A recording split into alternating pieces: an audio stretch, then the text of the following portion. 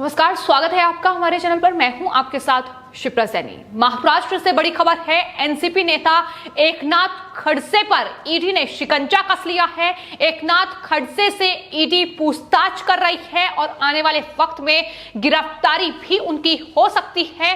तो जमीन घोटाले से जुड़ा ये मामला है जिसमें एनसीपी नेता एकनाथ खड़से की मुश्किलें बढ़ चुकी हैं। आपको बता दें, महाराष्ट्र इंडस्ट्रियल डेवलपमेंट कॉर्पोरेशन की जमीन खरीद में ये घोटाला हुआ है जिसमें एनसीपी नेता एकनाथ खड़से के करीबी उनके दामाद को भी ईडी हाल ही में गिरफ्तार कर चुकी है। तो महाराष्ट्र में लगातार एक के बाद एक बड़े घोटाले सामने आ रहे हैं जिसमें उद्धव ठाकरे सरकार के नेता और मंत्री की मुश्किलें जो हैं वो लगातार बढ़ रही हैं। और अब ईडी के शिकंजे पर एनसीपी के वरिष्ठ नेता एकनाथ खड़से हैं जिन्होंने जमीन घोटाला किया है। आरोप 2016 में लगे थे जब वो बीजेपी में थे, राजस्व मंत्री थे, लेकिन उन्होंने अपने पद का दुरुपयोग करते हुए ये घोटाला किया जिसके चलते उन्हें उस वक्त इस्तीफा देना पड़ा। लेकिन उसके बाद से इस पूरे मामले में ईडी की जांच चल रही है और हाल ही में एकनाथ खड़से के करीबी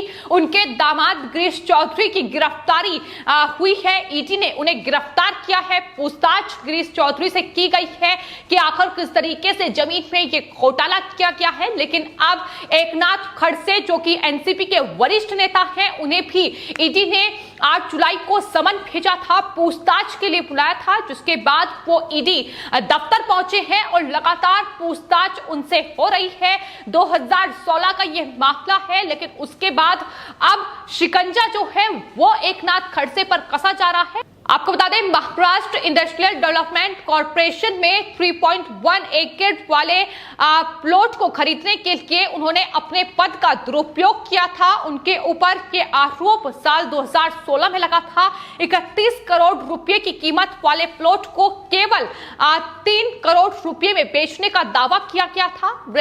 रेकॉनर रेट से भी कम कीमत पर इस जमीन को खरीदने का आरोप उन पर लगा था, जिसके चलते ईडी ने उन पर शिकंजा कसा है और लगातार उनके जो करीबी हैं वो इस पूरे मामले में फंसते नजर आ रहे हैं, फिर चाहे उनकी पत्नी मंदाकिनी हो या फिर उनके दामाद गिरीश चौधरी हो। लेकिन अब ईडी ने एकनाथ खड़से पर शिकंजा कसा है तो जाहिर तौर पर आने वाले वक्त में उनकी गिरफ्तारी भी हो सकती है।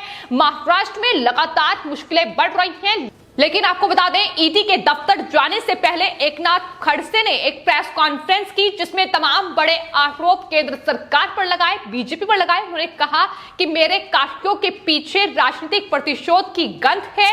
जब से मैंने बीजेपी छोड़ी है और एनसीपी में शामिल हुआ है तब से ये पूछताछ की जा रही है, उनकी तरफ से ये कहा गया है। लेकिन आपको बता दें, 2016 में जब उन पर ये आरोप लगे थे तो उस वक्त उन्हें इस्तीफा देना पड़ा था, उन्हें मंत्री पद से हटा दिया गया था और लगातार ये जो मामला है ये उसके बाद से चल रहा है। लेकिन अब किस तरीके से ईडी और सीबीआई जो महाराष्ट्र में एक के बाद एक जो उद्धव ठाकरे सरकार के नेता और मंत्री हैं जिन्होंने बड़े घोटाले और भ्रष्टाचार किए हैं, उन पर शिकंजा कसा जा रहा है और बौखलाहट साफ तौर पर देखने को मिल रही है। उन्होंने ये कहा है कि चूंकि मैं बीजेपी से एनसीपी में शामिल हो गया इसलिए ये कार्रवाई उन पर की जा रही है। कार्रवाई राजनीति से प्रेरित है।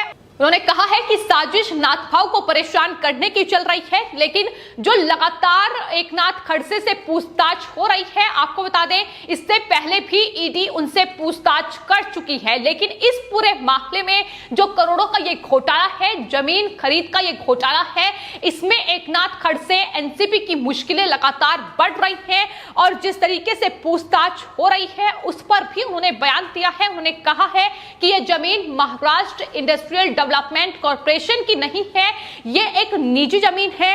एमआईटीसी ने इस प्लॉट को संपादित नहीं किया है। कहा कि हम सभी ने इस जमीन में निजी लेन देन किया है। जब मैंने प्लॉट खरीदा तो उस पर असली मालिक का नाम लिखा था। ये मैं कई बार कह चुका हूं, 5 बार मामले की जांच हो चुकी है।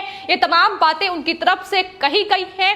भ्रष्टाचार निरोधक ब्यूरो भी इस पूरे मामले की जांच कर चुका है और उन्होंने ये भी कहा है कि आरोप में कोई तथ्य नहीं है, आप और कितनी बार जांच करने जा रहे हैं, ये एकनाथ खड़से की ओर से पूछा गया है। तो महाराष्ट्र में जो घोटाले उद्धव ठाकरे सरकार के नेताओं ने किए हैं, उनका अब एक के बाद एक पर्दाफाश हो रहा है और इस तरीके से बौखलाहट बढ़ रही है। आपको बता दें, जो ये जमीन विवाद है जिसमें एकनाथ खड़से की मुश्किलें बढ़ी हुई हैं, अब ये जमीन जी का जंजाल बन चुकी है। ये जो जमीन है अब्बास उकानी नाम के व्यक्ति की थी, जिसको साल 1971 में महाराष्ट्र इंडस्ट्रियल डेवलपमेंट कॉर्पोरेशन ने अधिकृत किया था। हालांकि इस पूरे मामले में उकानी को नुकसान भरपाई देने का मुद्दा अदालत में चल रहा था। ऐसे में ये कहा जाता है कि एकनाथ खड़से ने 12 अप्रैल 2016 को संबंधित अधिकारियों की एक बैठक बुलाई थी, जिसमें उन्होंने उकानी को जमीन वापस दी जाए या उन्हें ज्यादा नुकसान भरपाई दी जाए, इस बारे में जल्द ही फैसला लेने का आदेश दिया था। इसके तकरीबन एक महीने के अंदर ही उकानी ने खड़से के रिश्तेदारों को यह जमीन बेच दी थी, जिसमें उनकी पत्नी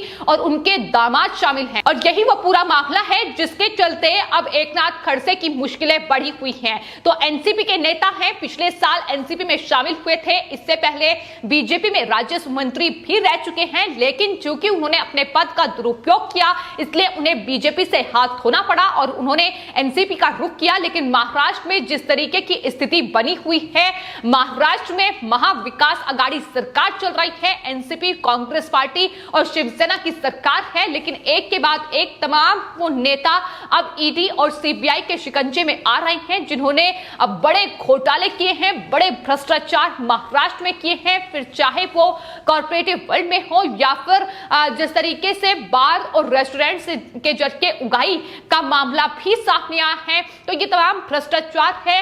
जो अवैध रिसोर्ट का निर्माण कराया गया है शिवसेना के नेता अनिल परब के द्वारा, उसको लेकर भी बीजेपी लगातार अब उद्धव ठाकरे सरकार पर हमलावर हो रही है। तो एनसीपी से लेकर शिवसेना के तमाम बड़े चेहरे एक के बाद एक घोटालों में फंस रहे हैं। यहां तक कि महाराष्ट्र में डिप्टी सीएम अजीत पवार भी एक घोटाला जो है महाराष्ट्र कोऑपरेटिव बैंक में 25,000 करोड़ रुपए का यह घोटाला है, जिसमें उनका नाम सामने आया है। और हाल ही में ईडी ने बड़ी कार्रवाई उस पूरे मामले में की है, चीनी मिल को जब्त किया गया है और लगातार ये कार्रवाई जो है महाराष्ट्र में चल रही है, जिससे जाहिर तौर पर शिवसेना बौखलाई हुई है। राजनीति से प्रेरित ये कार्रवाई है, ये तमाम बड़े आरोप लगाए जा रहे हैं, लेकिन ये हर कोई जानता है कि किस तरीके से महाराष्ट्र में अधिकारियों का इस्तेमाल करके महाराष्ट्र में तमाम जो नेता हैं, मंत्री हैं, उन्होंने अपने करीबियों का इस्तेमाल इस उगाही और भ्रष्टाचार के लिए किया है। फिर चाहे वो एकनाथ खड़से हो, जिन्होंने अपने दामाद और अपनी पत्नी के नाम पर ये जमीन जो है इसमें घोटाला किया है। यहां तक कि आपको बता दें, शिवसेना के जो सांसद हैं संजय राउत, वो भी पीएमसी बैंक घोटाले में उनकी पत्नी से ईडी पूछताछ कर चुकी है। और इसके अलावा डिप्टी सीएम अजीत पवार से लेकर महाराष्ट्र के जो पूर्व गृह मंत्री थे एनसीपी के नेता अनिल देशमुख, महाराष्ट्र में शिवसेना के नेता अनिल परब, के तमाम वो बड़े चेहरे हैं महाराष्ट्र में जो सरकार में मंत्री हैं, नेता हैं, लेकिन किस तरीके से भ्रष्टाचार इनके एक के बाद एक सामने आ रहे हैं। सीबीआई से लेकर ईडी शिकंजा कस चुकी है और यही वजह है कि इस तरीके से शिवसेना से लेकर एनसीपी बौखलाई हुई है। लेकिन फिलहाल एकनाथ खड़से से भी ईडी पूछताछ कर रही है। इसके अलावा अनिल देशमुख पर जो वसूली के आरोप लगे हैं, ईडी उन्हें भी बार बार पूछताछ के लिए बुला रही है, लेकिन स्वास्थ्य कारणों का हवाला दिया जा रहा है, तमाम बहानेबाजी की जा रही है।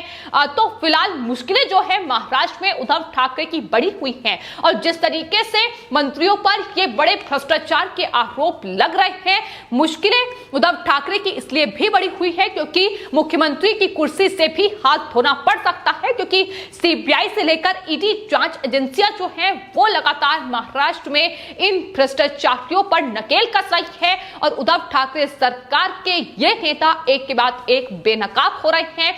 फिलहाल एकनाथ खड़से जो कि एनसीपी के नेता हैं, उन पर यह बड़ा शिकंजा ईडी ने कसा है। पूछताछ उनसे चल रही है और लगातार पूछताछ में उनकी गिरफ्तारी भी हो सकती है, क्योंकि उनके दामाद गिरीश चौधरी को ईडी ने पूछताछ के लिए बुलाया था। 13 घंटे तक लगभग पूछताछ की गई, जिसके बाद ईडी ने उनको गिरफ्तार कर लिया है और यही गिरफ्तारी एकनाथ खड़से और एनसीपी की मुश्किलें बढ़ा रही है। ईडी के अधिकारियों का यह भी कहना है कि चूंकि उनके जो दामाद हैं गिरीश चौधरी, वो पूछताछ में सहयोग नहीं कर रहे हैं, जवाब सही तरीके से नहीं दिए जा रहे हैं, तो ऐसे में इस पूरे मामले में जो भी आरोपी है, जिनके भी नाम शामिल हैं, उनसे पूछताछ की जाएगी और ये पता लगाने की कोशिश जरूर होगी कि आखिर किस तरीके से ये करोड़ों का घोटाला एक और जो महाराष्ट्र में सामने आया है, आखिर किस तरीके से इस घोटाले को अंजाम दिया गया है। और यही वजह है कि लगातार महाराष्ट्र में ये पूछताछ और ये ईडी की कार्रवाई